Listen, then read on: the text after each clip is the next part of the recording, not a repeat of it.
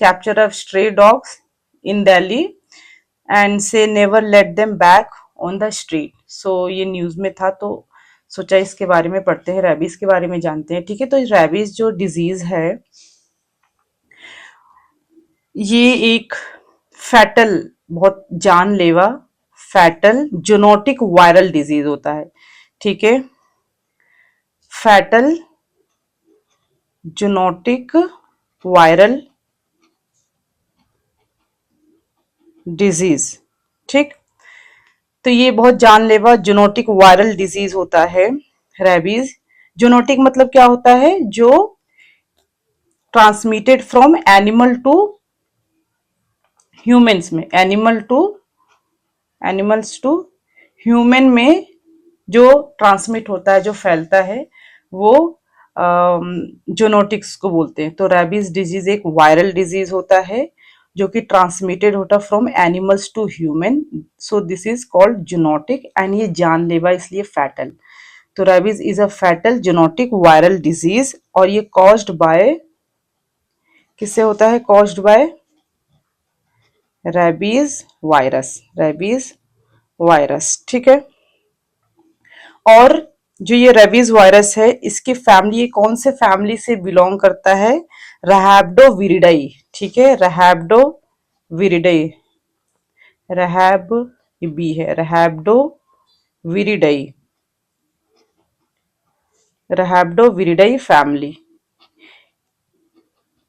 ये factual question है। ठीक है, ओके। तो जब कोई, सपोज करो दिस इज कोई ह्यूमन है, ठीक है,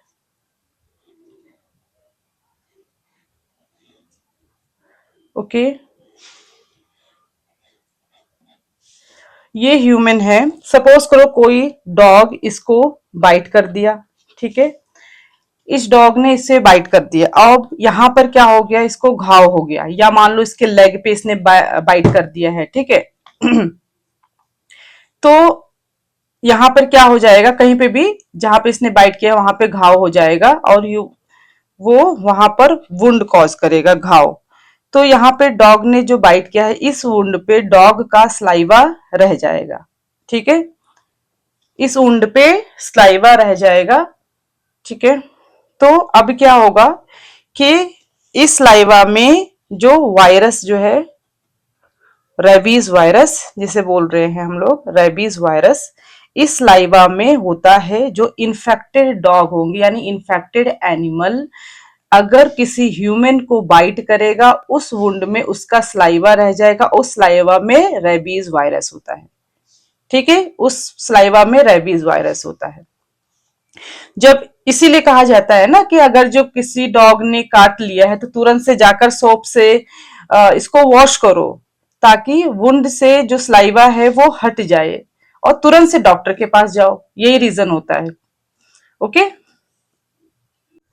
नाउ अब हम इसको एज अ फ्लो चार्ट में समझने की कोशिश करते हैं। ठीक है, मान लो डॉग ने बाइट किया, उस वुंड में स्लाइवा है, उस स्लाइवा में रेबीज वायरस आ गया। ठीक है, वायरस रेबीज वायरस आ गया है उस लाइवा में। ठीक है, अब ये क्या करेगा? ये पूरे बॉडी में स्प्रेड होगा।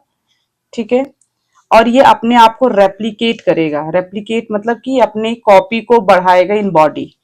ठीक है, अपनी कॉपी को बढ़ाएगा, वो बहुत सारा वायरस हो जाएगा, और वो हर जगह जो है बॉडी में पूरा स्प्रेड हो जाएगा, और एज सुन एज पॉसिबल वो क्या करेगा? ब्रेन पर पहुंच जाएगा। यानी कि वायरस अब कहा जाएगा? वो वायरस रीचेस ब्रेन, वहां ब्रेन में जाकर क्या करेगा? एंड कॉज फैटल स्वेलिंग कर देगा ब्रेन में। ठीक है, जिसको कहा जाता है फैटल इंसेफेलाइटिस, इंसेफेलाइटिस। ठीक है, ये ब्रेन में जाकर क्या करेगा? फैटल इंसेफेलाइटिस, मतलब ब्रेन में जो है ये स्वेलिंग कर देगा।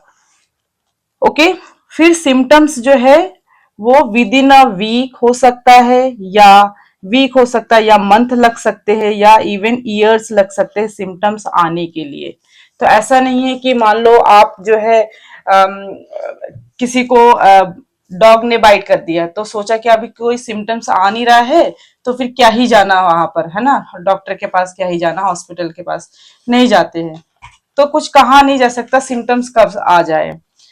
तो इन्फेक्टेड एनिमल से ये स्प्रेड होता है। कौन सा एनिमल, क्या सिर्फ डॉग से ही? नहीं, कैट से भी रेबीज वायरस हो सकता है, ठीक है, मंकी से भी हो सकता है, होता है, डॉग से भी होता है, ठीक है। ये एनिमल जो है, इनके ये इन्फेक्टेड एनिमल अगर जी किसी को भी बाइट करेंगे तो वो स्प्रेड हो जाएगा, transmitted from animal to human, इसलिए ये जूनोटिक डिजीज होता है और ये वायरस से कॉज होता है, रेबीज वायरस से। अर्ली सिम्टम्स क्या आते हैं? अर्ली सिम्टम्स, ठीक है, इसको सिम्टम्स में समझते, फीवर हो सकता है, ठीक है, सिम्टम्स में आपका फीवर, पेन और टिंगलिंग, टिंगलिंग मतलब झंझनाहट सा, ठीक है, एट कहाँ पे, at site, at bite site पे, जहां पे बाइट किया वहां पर ऐसा सिम्टम्स देखने को मिल सकता है, जो कि अर्ली सिम्टम्स। लेटर सिम्टम्स में क्या होता है, ऑब्वियस सी बात है, ठीक है, कोई भी डॉग या इन्फेक्टेड एनिमल जब बाइट करता है तो ये टारगेट क्या करता है, सेंट्रल नर्वस सिस्टम में डायरेक्टली टारगेट करता है, ठीक है, और फिर क्या करेगा, फैटल इंसेफेलाइटिस, इन इंसेफेलाइटिस, ठीक है, फैटल इंसेफेलाइटिस। तो टारगेट क्या है, सेंट्रल नर्वस सिस्टम, मतलब जो रेबीज वायरस जो है बाइट करने के बाद जब ये एंटर होता है बॉडी में थ्रू स्लाइवा, ये स्प्रेड हो जाता है और ये स्पाइनल कॉर्ड से थ्रू ब्रेन तक पहुंचता है। तो सो अर्ली सिम्टम्स में फीवर, पेन, टिंगलिंग हो गया एट बाइट साइड में। बाद में क्या होगा, लेटर स्टेज में क्या होगा, ये आपका हाइपर एक्टिविटी, ठीक है, हाइपर एक्टिव हो जाएगा वो पर्सन,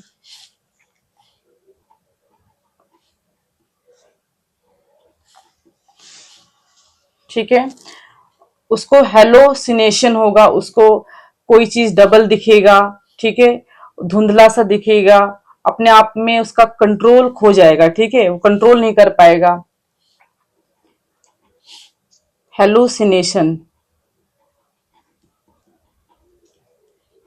वो ढंग से चल नहीं पाएगा। हेलोसिनेशन में कैसा होता है कि आपको कोई चीज जो है डबल दिखेगा, आप समझ नहीं पाओगे, आप ग्लास को बॉटल बोलोगे, बॉटल को ग्लास बोलोगे, ठीक है, और खुद पे कंट्रोल ही नहीं होगा, हाइड्रोफोबिया हो जाता है, ठीक है, हाइड्रोफोबिया, ऐसे पेशेंट जो है पानी से बहुत, उनको पानी से बहुत डर लगने लग जाता है, ठीक है, एग्रेशन हो जाता है, एग्रेशन हो जाता है, ठीक है। तो ये लेटर बाद के सिम्टम्स होते हैं इस तरीके का, और धीरे धीरे जो है क्या हो जाएगा, ग्रेजुअली क्या होगा, पैरालिसिस तक भी पहुंच जाता है, पैरालिसिस, पैरालिसिस के बाद फिर coma and death, and then death का भी केसेस हो जाता है, ठीक है। तो ये बहुत कंसर्न वाली चीजें हैं। और ये डिजीज जो है, यानी रेबीज डिजीज जो है, इसको रखा गया है listed as a neglected tropical disease, NTD में रखा गया, मतलब ये ऐसा डिजीज है अकॉर्डिंग टू WHO कि ये इस पे लोग ध्यान नहीं देते, ये कंसर्न वाली डिजीज नहीं है ऐसा माना जाता है, बल्कि है एक्चुअल में। तो जिस डिजीज पे ज्यादा अटेंशन नहीं दिया जाता है उसको कहा जाता है neglected tropical disease, neglected tropical disease, ठीक है। नाउ अब आते हैं हम लोग प्रिवेंशन पे। प्रिवेंशन पे क्या है कि पहले तो आप डॉग को ही वैक्सीनेट कर दो, ठीक है, डॉग वैक्सीनेशन। दूसरा आपका ह्यूमन वैक्सीनेशन। तो अगर जो मान लो कोई ह्यूमन ऐसे एरिया में रह रहा है जहां पे बहुत ज्यादा डॉग है और वो रास्ते में भी मिल जा रहे हैं, उसकी सोसाइटी में भी बहुत सारा है, मतलब वहां पे बहुत सारे केसेस भी हो रहे हैं कि ये जब देखो तब यहाँ पे डॉग बाइट कर दे रहा है, तो ऐसे केसेस में क्या होता है कि ह्यूमन वैक्सीनेशन भी दो तरीके का होता है। एक होता है प्री एक्सपोजर प्री एक्सपोजर